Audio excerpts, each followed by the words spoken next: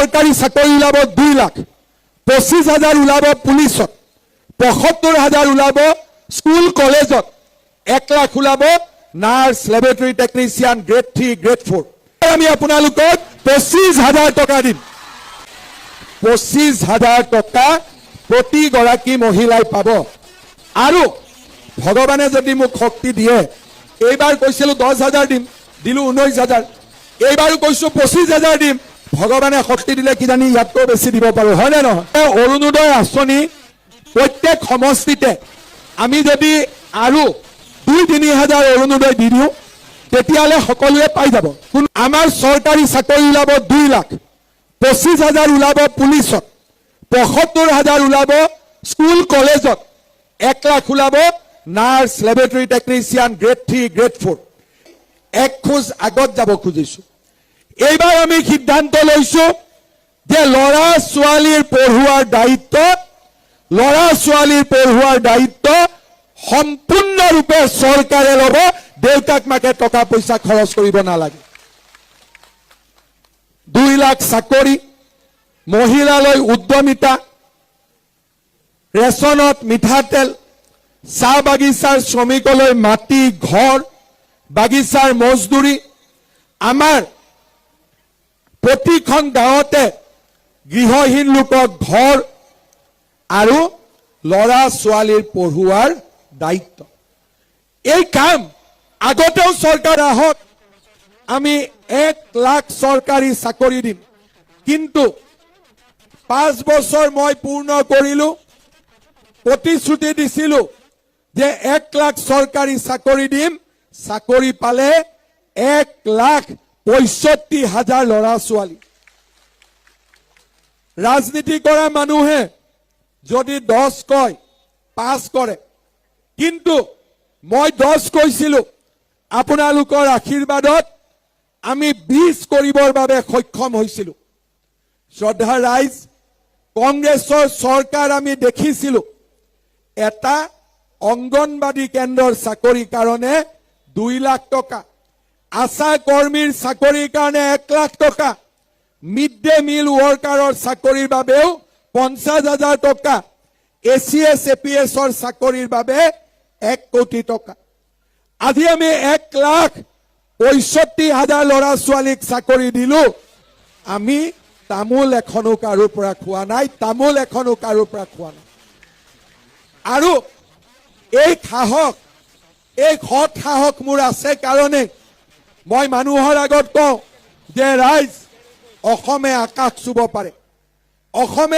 চুব পাৰে, আমি যদি সকলোৱে মিলি একেলগে আমাৰ ৰাজ্যখনক আগুৱাই লৈ যাব বিচাৰোঁ। শ্ৰদ্ধা ৰাইজ, আজি মই আপোনালোকক প্ৰতিশ্ৰুতি দিছোঁ, আমি 2 লাখ ল'ৰা ছোৱালীক এইবাৰ আমি চৰকাৰী চাকৰি দিম। 10,000 নিদিওঁ, এইবাৰ আমি আপোনালোকক 25,000 টকা দিম। কিমান দিম ডাঙৰ কৰি কওক? 25,000 টকা প্ৰতিগৰাকী মহিলাই পাব। আৰু ভগৱানে যদি মোক শক্তি দিয়ে, এইবাৰ কৈছিলোঁ 10,000 দিম, দিলোঁ 19,000, এইবাৰো কৈছোঁ 25,000 দিম। ভগৱানে শক্তি দিলে কিজানি ইয়াতকৈ বেছি দিব পাৰোঁ, হয়নে নহয়? অৰুণোদয় আঁচনি প্ৰত্যেক সমষ্টিতে আমি যদি আৰু 2-3 হাজাৰ অৰুণোদয় দি দিওঁ, তেতিয়াহ'লে সকলোৱে পাই যাব। আমাৰ চৰকাৰী চাকৰি ওলাব 2 লাখ, 25,000 ওলাব পুলিচত, 75,000 ওলাব স্কুল কলেজত, 1 লাখ ওলাব nurse, laboratory technician, grade 3, grade 4। কিন্তু ল'ৰা ছোৱালীয়ে যদি নাৰ্ছ নপঢ়ে, নাৰ্ছৰ চাকৰি ক'ৰ পৰা পাব? যদি ল'ৰা ছোৱালীয়ে BEd নপঢ়ে, শিক্ষকৰ চাকৰি কেনেকৈ পাব? দুখীয়া ঘৰৰ দেউতাক মাকে ইমান টকা ফিজ দি ল'ৰা ছোৱালীক পঢ়াব নোৱাৰে। নিযুত মইনা, নিযুত বাবু, অকণমান কষ্ট কমিছে, কিন্তু এইবাৰ আমি 1 খোজ আগত যাব খুজিছোঁ। এইবাৰ আমি সিদ্ধান্ত লৈছোঁ যে ল'ৰা ছোৱালীৰ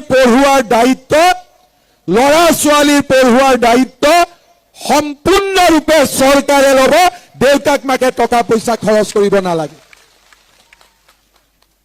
লাখ চাকৰি, মহিলালৈ উদ্যমিতা, ৰেচনত মিঠাতেল, চাহ বাগিচাৰ শ্ৰমিকলৈ মাটি, ঘৰ, বাগিচাৰ মজদুৰি, আমাৰ প্ৰতিখন গাঁৱতে গৃহহীন লোকক ঘৰ আৰু ল'ৰা ছোৱালীৰ পঢ়ুৱাৰ দায়িত্ব।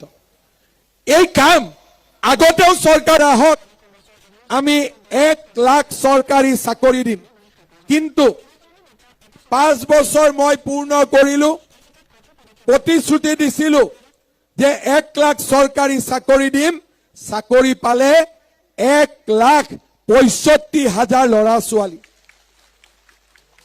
ৰাজনীতি কৰা মানুহে যদি 10 কয় 5 কৰে, কিন্তু মই 10 কৈছিলো, আপোনালোকৰ আশীৰ্বাদত আমি 20 কৰিবৰ বাবে সক্ষম হৈছিলো।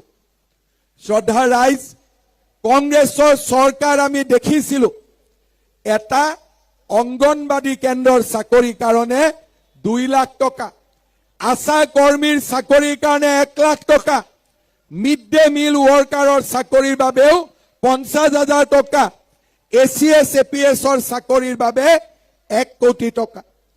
আজি আমি 1,65,000 ল'ৰা ছোৱালীক চাকৰি দিলো।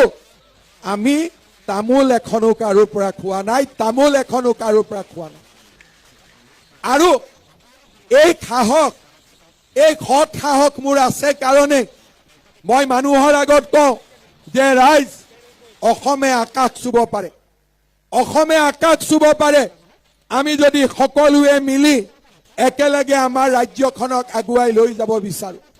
শ্ৰদ্ধা ৰাইজ, আজি মই আপোনালোকক প্ৰতিশ্ৰুতি দিছো, আমাৰ চৰকাৰ উভতি আহিব। এইবাৰ 1 লাখ ল'ৰা ছোৱালীক নহয়, আমি 2 লাখ ল'ৰা ছোৱালীক এইবাৰ আমি চৰকাৰী চাকৰি দিম। আপোনালোকে নিজে সকলো জনা বুজা মানুহ, কংগ্ৰেছে 2 লাখ চাকৰি দিব পাৰিব? কংগ্ৰেছে 2 লাখ চাকৰি দিব পাৰিব? লুৰিণজ্যোতি গগৈয়ে 2টা চাকৰিও দিব পাৰিব? লাখৰ কথাটো বাদ দিলো, 2 লাখ বাদ দিলো, 2টা চাকৰি দিব পাৰিব লুৰিণজ্যোতি গগৈয়ে? নোৱাৰে। মই লুৰিণজ্যোতি গগৈক সুধিছিলো যে এবাৰ আপুনি নাহৰকটীয়াত ইলেকশ্যন উঠে, এবাৰ দুলিয়াজানত উঠে, এবাৰ আপুনি ডিব্ৰুগড়ত উঠে, ইলেকশ্যন কিয় উঠি থাকে? লুৰিণজ্যোতি গগৈয়েতো উত্তৰটো নিদিলে। টিভিত এদিন অখিল গগৈয়ে ক'লে যে লুৰিণৰ বিয়াখন পাতিব লাগে নহয়, সেইকাৰণে আমি কংগ্ৰেছৰ চৰকাৰ পাতিব লাগিব। এতিয়া আপোনালোকে চিন্তা কৰক, 2 লাখ ল'ৰা ছোৱালীক চৰকাৰী চাকৰি দিব নে লুৰিণৰ বিয়া পাতিব? কোনটো কৰিব আপোনালোকে?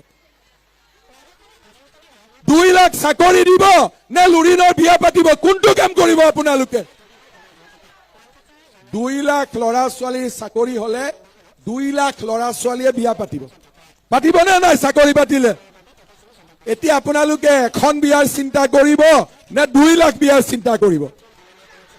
আকৌ মই সুধিলো যে দুলিয়াজানত হাৰিছে, তাতেই চেষ্টা কৰক, বোলে নাহৰকটীয়াত হাৰিছে, তাতেই চেষ্টা কৰক, বোলে নহয় মই বিচাৰি থাকো ক'ত হিন্দী খান্দিব পাৰো, আৰু য'তে সুবিধা পাওঁ মই তাতে ইলেকশ্যন উঠি দিম। কোনো কথা নাই, যেনে তেনে MLA হ'ব লাগে।